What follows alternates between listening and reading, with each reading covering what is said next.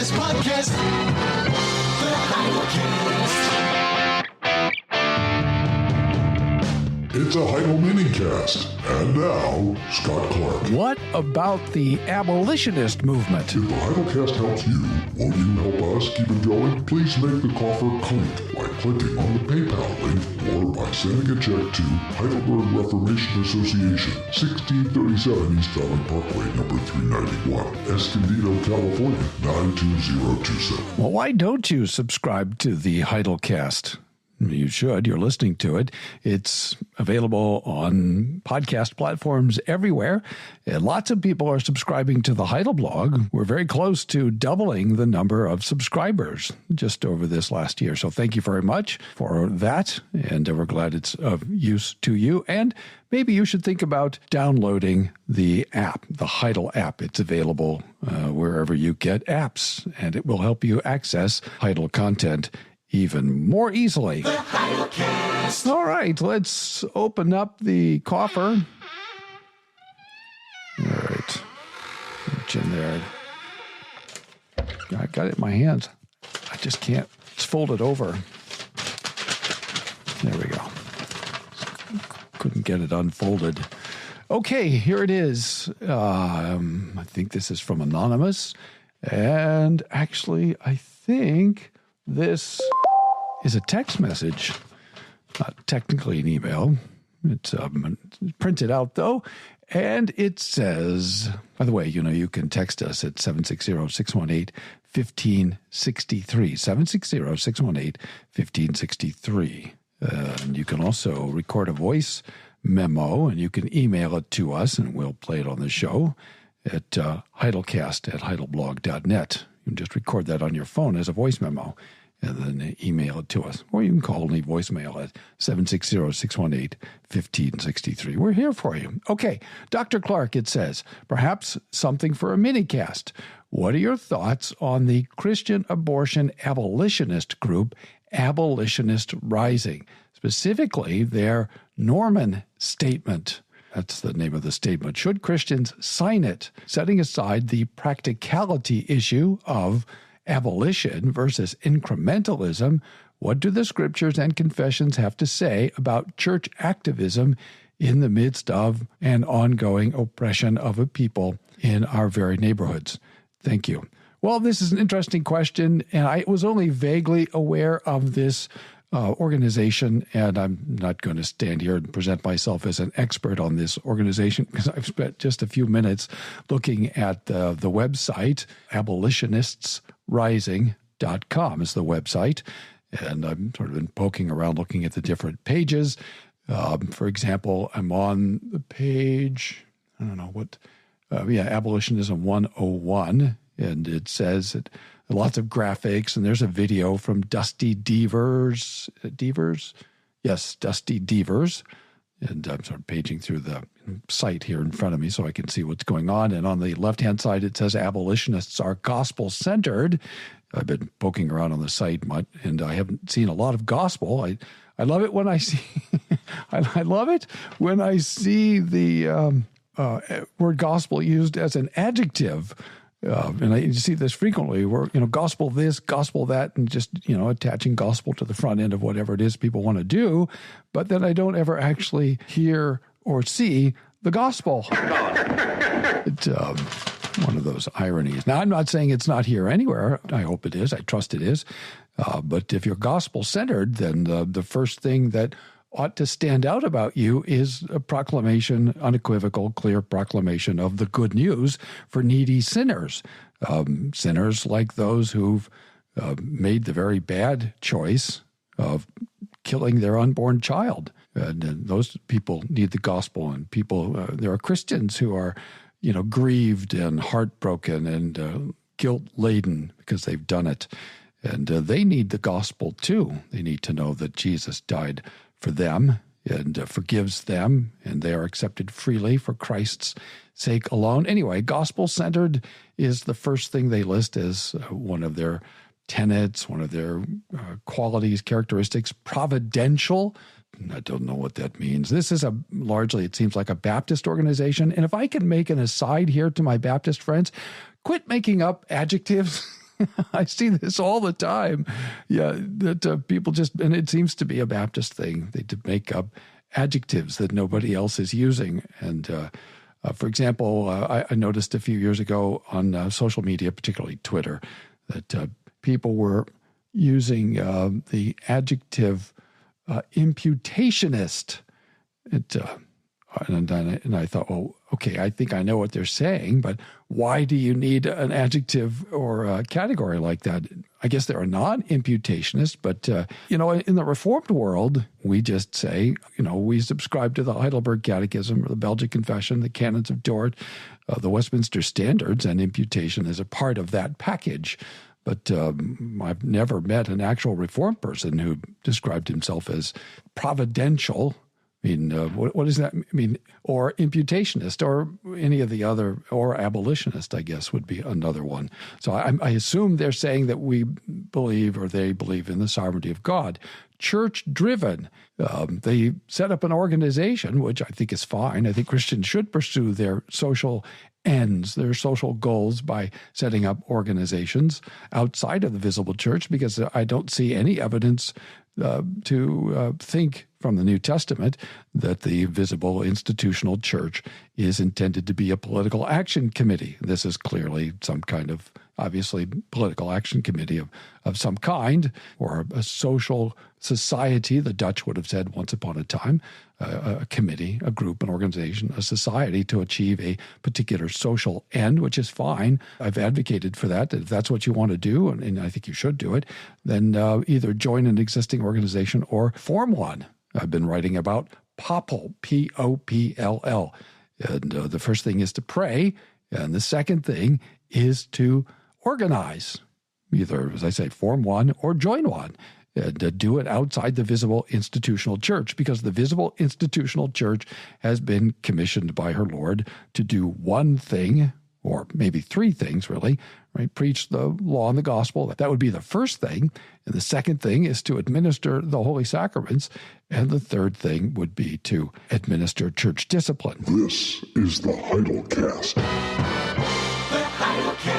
What we don't see in the New Testament is any evidence that Christ has ordained the visible institutional church to pursue social causes, such as abolishing abortion. Now, Christians can pursue that, and we'll talk about whether they're doing this the right way or whether that's the right goal or all of that.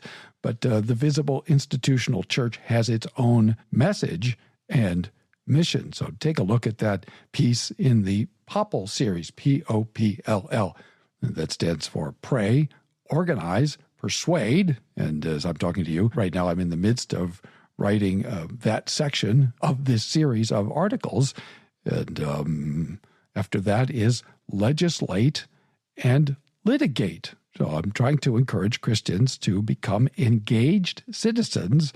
I'm particularly concerned, I just got another communication about this just today, about those Christians who are giving up on what is known as classical liberalism. We're not talking about theological liberalism. We're not even talking about social liberalism in the way that people often use that word. In this case, classical liberalism just means a tolerant society where I agree to live with you, next door to you, even though I disagree with you, and you're free to pursue your vision of America, and I'm free to pursue mine, and we agree not to use the state to force each other to do what we want. That the state's going to stay out of ultimate questions. For example, under classical liberalism, which was the theory under which this nation was founded, we've agreed that there won't be a state church. You can attend, if you want, a Roman Catholic parish, and I will attend the church that God intends everyone to attend, and that's the local confessional Reformed congregation, right? And obviously, my Roman Catholic neighbor disagrees with me. My Jewish neighbor disagrees with me. My Muslim neighbor disagrees with me, and that's fine, right? We've agreed to live together and to keep the state out of ultimate questions and to ask the state, that is the government, to pay attention to proximate questions or penultimate questions, but not ultimate questions. And that way we won't end up in a religious war shooting each other, which is what the history has been until relatively recently in the broad sweep of Western history. And don't forget that for pretty much all of the 16th century, or much of the 16th century, and all of the 17th century, there were religious wars driven by competing desires to see their church, whether it was the Reformed or the Lutheran or the Roman Catholic, to be established in a given place or across all of Europe as the state church. And the Americans in the 18th century said, you know what, why don't we not do that? And it's worked out actually very, very well. I'm not saying that that America is perfect, but we haven't had any religious wars in this country. And that's a very good thing. Anyway, so that's my agenda in that series, P-O-P-L-L, Popple, because we've forgotten how to be citizens in this country. Call or text now, 760-618-1563. Anyway, so the next line is, so as I say, church-driven in this organization, biblical, well, that's to be debated, and uncompromising. Well, the only thing about which I am sure, as I look at this site, that is true, is that it is uncompromising. That is true. And then you see how they talk about the pro-life movement. They're harshly critical of the pro-life movement. They refer to it as secular. Well, that would surprise the millions of Christians who've been involved in the pro-life movement. And, of course, they're using secular in the most pejorative sense, which I think is another indicator of the general ignorance of American evangelicals. And I think the Christian nationalists, and this group has roots in Christian nationalism. And so it's an indicator of the ignorance of these movements and these groups. Because secular in this country is a good thing. It just means not sacred. It doesn't mean secularist, or it doesn't mean opposed to God, opposed to his word. It's just a traditional American and a traditional Western way of distinguishing between those aspects of our lives that are pursued in common with believers and non-believers. You don't have to be a Christian to pave a road. In fact, there's no Christian way of road paving, and that's a secular concern. There's a practical way to pursue paving roads and doing other things that we do together in civil life. And right, so we make a distinction between the sacred and the secular. We do that when we administer Holy Communion. We talk about setting aside ordinary things like bread and wine for sacred use. And so we've always, in the Christian tradition until very recently, distinguished between the sacred and the secular. If this distinction is unfamiliar to you, you should go to heidelblog.net/resources and check out the resource page on the sacred-secular distinction. It's a very important distinction, and it's maybe more important than ever before. Anyway, so they dismiss the whole pro-life movement as secular and then as worldly wise. That's another one, which is all but to call them pagans, and or deeply compromised, lobbyist-driven, they say. And then, of course, just to top it off, to make sure we're not missing anything, they dismiss the whole pro-life movement as compromising. Well, this is the kind of absolutist, radical language that you expect from a group that is driven by an over-realized eschatology. And this is a big problem among evangelicals. And again, I love my Baptist brothers and sisters, but friends, you folks have an over-realized eschatology. You want too much of heaven now. And it shows up in various ways at different times. And here it's showing up in the Abolitionist movement. It shows up in ecclesiology. As I keep saying, you're like a grocery store that won't sell me bread until I already have bread, right? If what is administered in the visible church is grace, you say to someone, well, we're not going to admit you to the visible church until you prove you already have what's administered in the church. As I say, it's like telling somebody they can't join Costco until they already have all the toilet paper they already need. That doesn't make a lot of sense. Not only does it not make sense, it's not biblical. But that would get us into another episode. So I have some questions for groups like Abolitionists Rising. Where in the New Testament do we see anybody demanding abolition of abortion? People were committing abortion in the first century during the days of the apostles, during the days of our Lord Jesus. Where did he speak up specifically or directly about abortion? In fact, where did anybody in the New Testament speak up about abortion? Now, early Christians did, and rightly so, and very well. And I'll talk to you about that in just a second. But where in the New Testament does anybody speak out against the practice of abortion? There were prostitutes who regularly used chemicals, mixed chemicals together with the intent and often the outcome of killing the baby that was growing within them. And that's, of course, what most women who are getting abortions today are doing. They're getting chemical abortions by taking a pill. We think mainly about surgical abortions, and of course, those are awful and gruesome. And I think we have to work to persuade people to stop doing that, and work to persuade the state to stop permitting healthy infants who are not jeopardizing anyone's life from being murdered in the womb. So please don't mistake my critique of this abolitionist movement for any softness, if you will, on abortion. It's a murder. And obviously there are some very few cases where it might be necessary, where the life of the woman doesn't always have to be, but may be chosen over the life of the infant. That's a very difficult case, but those are very few.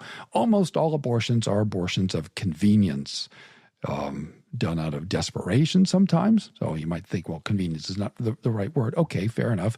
Maybe that's not the right word, but very few of them are really genuinely medically necessary. I'm not saying none of them are, but relatively few, proportionally few of them are not medically necessary. They're done for professional reasons. Somebody's career is being interrupted, or whatever else is going on. I mean, there are sometimes some very difficult circumstances. I don't mean to make light of that. I understand that. Again, the question comes, where in the New Testament do we see this? And if the New Testament doesn't pass this test, then it's a really bad test, right?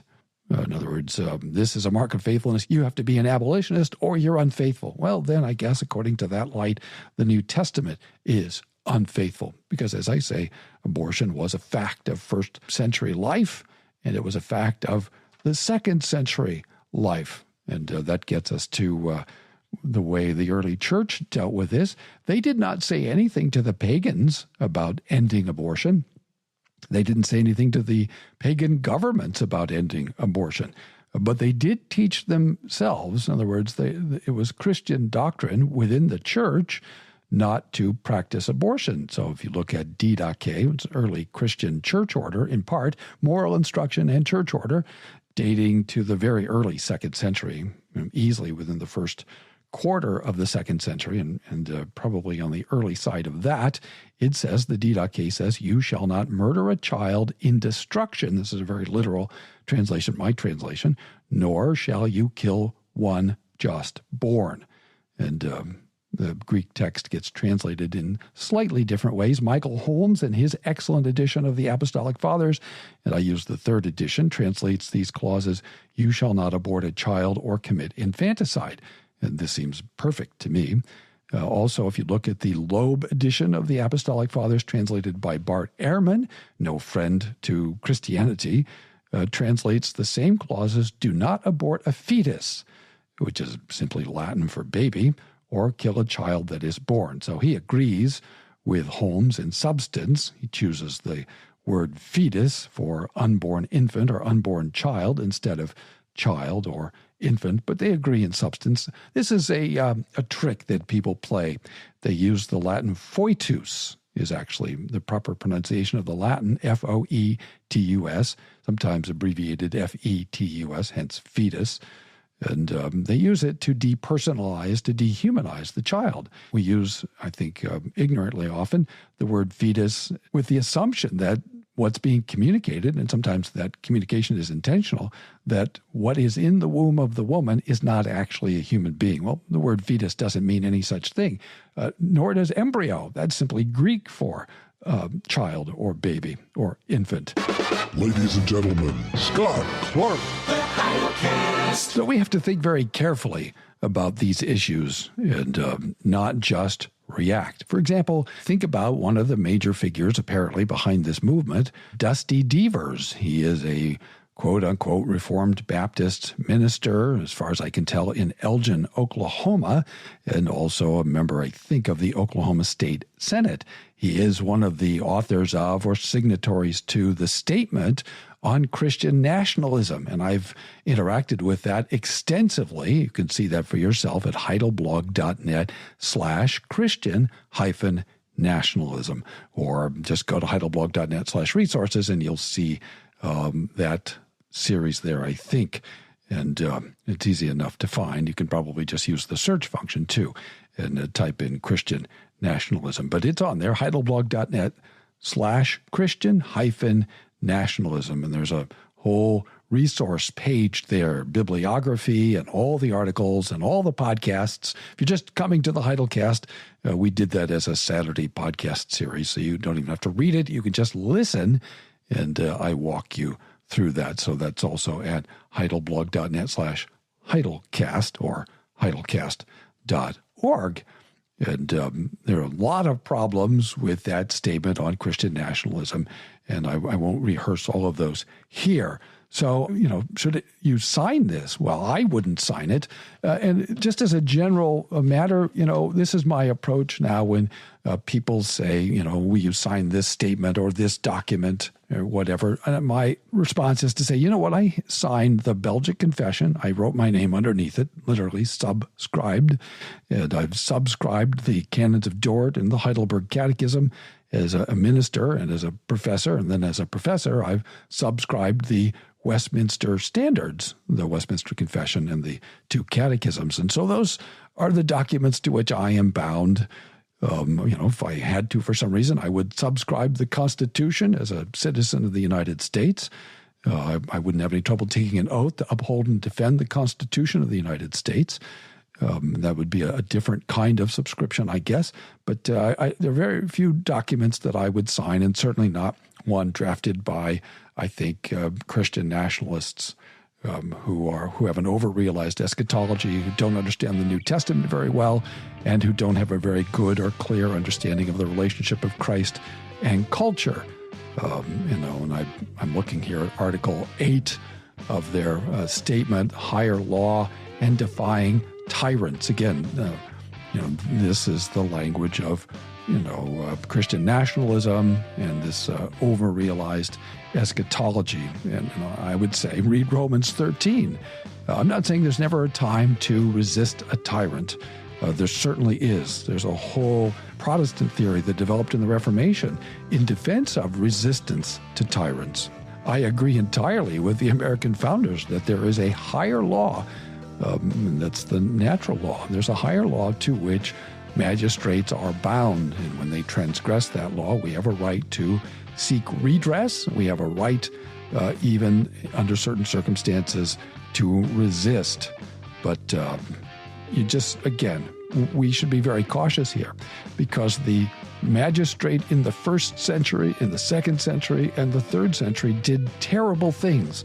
For 100 years, the empire in her magistrates sought not only to suppress Christianity, but actively to murder Christians.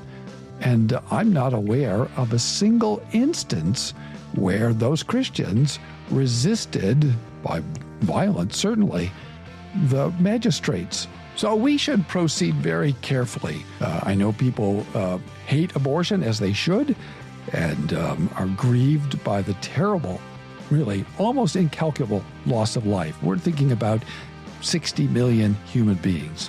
And I really think it's going to be decades, centuries maybe, to reckon with that. And it is a horrible, horrible thing. But I doubt very seriously that the abolitionists have the answer, that they understand or have thought well and clearly about how to address these issues. And I certainly doubt the theological underpinnings of this movement. Thanks for listening. Tune in tomorrow for more from the Heidelcast, brought to you by Heidelberg Reformation Association.org. Don't forget, when the coin in the coffer clinks, the cost of bandwidth shrinks. Copyright Heidelberg Reformation Association. All rights reserved. This is a Heidel Media production. The best podcast. The Heidelcast.